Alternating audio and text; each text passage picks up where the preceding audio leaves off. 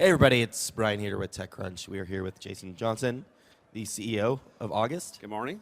How's your show going so far? You know, it's been a whirlwind, nonstop for us, back to back. We've been saying this all week, but this is very much the year of the smart home. It sure seems like it. There's a lot of stuff being announced the past few days. Do you feel like you're kind of like drowning in a sea of connected devices right now? You know, when there's 10 smart toasters and a smart refrigerator, is it hard to get noticed in the connected home? Well, you know, we're fortunate that we launched August about 3 years ago, and been on the market now for 2 years with our products. So we're a little more established. We're in more than 5,000 retail stores. You know, all major stores where you find consumer electronics. So, you know, we're pretty established. The question around all these startups and new things coming is how do they enter the home, and where do they fit in the home relative to the connected thermostats and the smart lighting and of course smart locks. You have a literal place in the home where it's very clear the lock exists. We have our area. People often ask me, what's next for August? Are you going to go deeper into the home? And we just want to own the front door. I've got to imagine that it's become a little bit easier over the past couple of years. I mean, you don't have to explain the importance of a smart lock like you did early on. You know, it is becoming a lot easier. In fact, we just finished our second year of being on the market and second year of revenue, and we actually tripled our sales year over year. And I think, yes, we have a great marketing team, but the truth is the category is maturing, right? Yeah. Both smart home is maturing as a category, as well as smart locks. And perhaps that started with just cars, like these cars right here that you walk up to the car, you grab the door handle, you get in, push a button. You never deal with a key anymore, right? You have a key fob in your pocket that talks to the car and authenticates you. And I think people want that for their home. Yeah. And so they're now going to Best Buy and stores and like, is there that kind of thing for my house? You were in there early, and now there's a lot of companies doing it. How do you continue to distinguish yourself? Well, specifically in smart locks, there's not a lot. I mean, there's the big lock companies like Schlage and Kwikset and Yale, and they've been making locks for 100 years, and they're getting into the smart lock space. But in terms of startups, there really isn't any startups on the market, in retail stores, going to mainstream consumers other than August. So. If you go walk down the aisle at a Lowe's or a Home Depot or a Best Buy, it's just August and then some of the big lock companies. So do you think there was an advantage being a startup and starting from scratch rather than being 100-year company and trying to pivot? Well, I have a good relationship with my fellow smart lock makers, and we talk about the industry and for them it is hard to innovate with software, right? Because like they literally own their own factories in Mexico where they make chunks of metal, and for them to move into software and cloud services, it's a whole new area for them, and so they often tell me how fortunate we are that we get to start from scratch as opposed to trying to build a software team in house. So when you walk around, one of the big themes of the show is, and this is related to smart homes, is integration with Apple HomeKit, Alexa, Google Home. A lot of companies are doing their own proprietary solution. And my big concern in the connected home space right now is that it's not mainstream yet, but things are already pretty fragmented. Well, yeah, fragmented. It's interesting. People often ask, when is all this stuff going to talk to each other? Yeah. And I'm a fan of things talking to each other.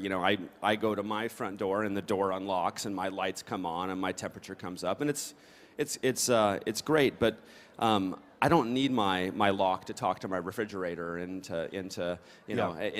vice versa. And I think there's a few specific use cases we want to see happen, but I don't need all systems and all devices to talk to each other in my house. And so I think we have to ask ourselves, what are we really trying to accomplish with interoperability? So for you, the best case use is somebody using your app specifically versus something integrated into the Apple Home app? Well, that's a great question. So, from the beginning, we thought, the best interface is no interface. right? Having to pull your phone out of your pocket to load an app to unlock your door, Yeah. that's a bad experience, right? So we always thought, the best way to do it is no app interaction. Leave your phone in your pocket or your backpack, walk up to your door unlocks, right? Don't deal with an app. And then add Siri and Alexa and Google Assistant now, and we have a whole nother paradigm of not having to interact with apps and fiddle with your small screens. And we're a big fan of that. And so if you can say, Siri, I'm home, and she unlocks the door and turns on the lights, et cetera, I mean, that is a great experience. Or actually, I actually do this every night when I go to bed. I tell Alexa, good night, and she locks my doors. She turns off all the lights in the house, which is kind of cool. I don't have to go run around, and turns the heat down. And it's actually a real practical thing. Well, you cut your teeth at Apple, so I've got to imagine that you've got a little bit of the minimalist drive in your blood. Does it pain you every time you have to add another feature to the app? Every time it gets bogged down a little bit? It's funny. I was just using our app the other day because there are some things you can do in the app that you can't do with your voice, and I was going through it and I saw a feature I'd never seen before. Simple one. We have a keypad, and I think my wife had typed in the wrong code on the keypad of our front door, and August reported somebody entered an invalid key, pin, and I was like, wow, I didn't know we actually logged that and showed that in the user interface of the log activity. And so I think the answer to that is, yes, I try to keep things very minimalist, and once in a while the product team slides something in without me seeing it. Speaking of Apple, I've got to ask you, do you feel like any company is doing a better job than the others when it comes to building this connected home ecosystem? Well, what Apple's really good at is tying hardware and software together, right? And that's why many people use iOS devices, is because that tight integration. And when it comes to HomeKit, which we embraced from the very beginning, in fact, it was 4 years ago at CES that Apple came to us at our suite and talked about this new technology for the home and asked us if we'd help them create it. We actually wrote part of the lock profile for HomeKit with them, and Apple's good at making those things tie well together. Yeah. So they can do that really well locally, which is very interesting. Versus when you work with Alexa or Google Assistant, you're going through the cloud, which is great. It still works fine. But when you do everything locally and very tightly, you have a great experience. And if you're an iOS user, you know what that means when hardware software works really tight together. And so Apple's extended that, like they do with their own hardware, to partners like us. The more IoT devices we add to the home, the larger of a concern there is regarding security. Obviously, that's a really big concern when it comes to the lock on the front of your house. How large of a team do you have? What are you guys doing to actively make sure that this thing stays secure? Well, security is number one priority for us, right? I mean, we have hundreds of thousands of users that are trusting us to keep their homes, secure. It's on my home, right? And I have family, and I want to make sure my house is secure. So, August only has about 80 employees, right? So we're not a big company, and so we can't have a large security team in-house. Instead, what we do is we outsource a lot of our security review and analysis and some development work to a white hat security firm, right? That's what they do all day long. Is they focus on penetration testing, thinking through architectures, and we spend a lot of money. I mean, I've spent millions and millions of dollars to consultants that are experts in what they do to architect the system to make it as bulletproof as possible. There was a small hack, a small vulnerability that somebody discovered over the summer when it came to adding guests to the lock. That's right. How did you address that, and do you feel like your team addressed that quickly enough? Yeah, so the cool thing about that particular discovery was that, we'll call him a hacker. I think he'd like to be called that. Yeah, I think he likes to be called a software engineer. No, you should see his Twitter handle. He's a hacker. Yeah. And anyway, so he's actually been very friendly with us and told us in advance. He's like, hey, I found out that if me as a lock owner give a key to a guest, in theory, the guest could make that key last beyond the duration of time that you specified as the owner, right? I mean, it's a very conditional situation. It's not, it's not like somebody hacked the system and found a way to get a key and get access. This is very specific. But he showed how, like, you could find a way to make your key last longer. And he showed us how it worked, and he showed it here actually in Vegas at DEF CON, and you know, it's pretty cool that he actually showed us that how we could address that. So you know, how did you address that as a team? There was a very quick, you know, SWAT team put together that said, you know, first let's validate, you know, this, you know, what he's shown. Yeah. Is it actual vulnerability? How many people might be affected? And fortunately, it was extremely small numbers. And let's communicate with them first of all, right away. You communicate, let people know, hey, we might have found something. Yeah. And then, of course, you know, rapidly get the patch in place. So I've got to imagine that transparency is kind of the utmost importance. Once that's discovered, what's the process? How quickly do you make it clear that an exploit has been found? I mean, we have to be transparent. Like I said, we have a lot of customers. The FBI and the CIA, they use August locks on safe houses around the world because it actually is an offline lock. Most people don't know this, that the August lock is not on the internet. It's offline. It's Bluetooth only. You can add a bridge and make it on the internet. But you know, we have to communicate that out, right? And so we do. We go to social media, right? We blast out emails. We let people know, hey, there's something that, you know, we need you to download an app update. We need to push a firmware update. Need you to, you know, stand in front of your lock for 60 seconds and get an update. I've got to imagine that's part of the reason why you keep things a bit minimalist on your side when it comes to software, when it comes to features, because every time you add something, potentially you're opening it up to another vulnerability.